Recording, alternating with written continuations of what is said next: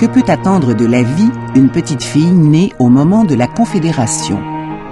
Cela dépend beaucoup du lieu de sa naissance. Aucune expérience distincte ne définit les femmes, mais la plupart ont une chose en commun, l'idéal féminin.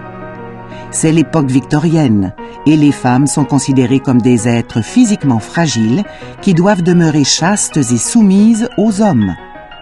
Les rares femmes qui répondent à cet idéal sont récompensées par une société approbatrice, mais les autres peuvent s'attendre à être traitées d'une toute autre manière pour n'avoir pu être à la hauteur.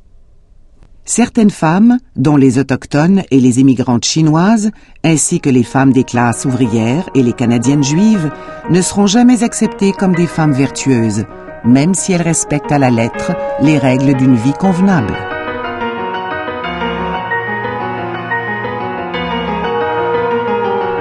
L'idéal féminin impose beaucoup de contraintes aux femmes, contraintes qui rendent leur vie quotidienne bien différente de celle des hommes. La loi les traite comme des enfants. Elles n'ont pas le droit de voter pour un politicien provincial ou fédéral, et elles ne peuvent intenter de poursuites judiciaires. Les femmes ne peuvent même pas avoir un compte à la banque en leur nom. Rien d'étonnant à ce que les femmes cherchent des moyens d'échapper à ces restrictions et qu'elles exigent d'être traitées comme des citoyens à part entière, comme les hommes. En 1896, la majorité des femmes obtiennent enfin le droit d'être propriétaires, d'obtenir un diplôme universitaire et de devenir avocate ou médecin.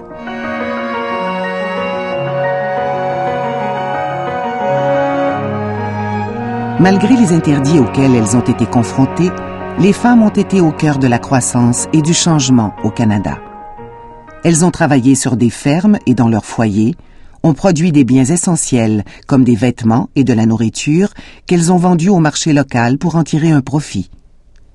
Elles ont donné naissance à des enfants, ont consacré du temps à l'Église et aux organismes communautaires et ont travaillé comme enseignantes et infirmières. Les jeunes femmes ont également formé une grande partie de la main-d'œuvre ayant permis aux manufactures de fonctionner. Entre 1867 et 1896, les femmes ont jeté les bases d'un siècle de lutte dont le point culminant fut la citoyenneté à part entière accordée à toutes les femmes. Malgré tous ces progrès, les femmes, jeunes et moins jeunes, doivent encore faire face à des tabous et des interdits fondés sur de vieilles idées sur le comportement convenable de la femme.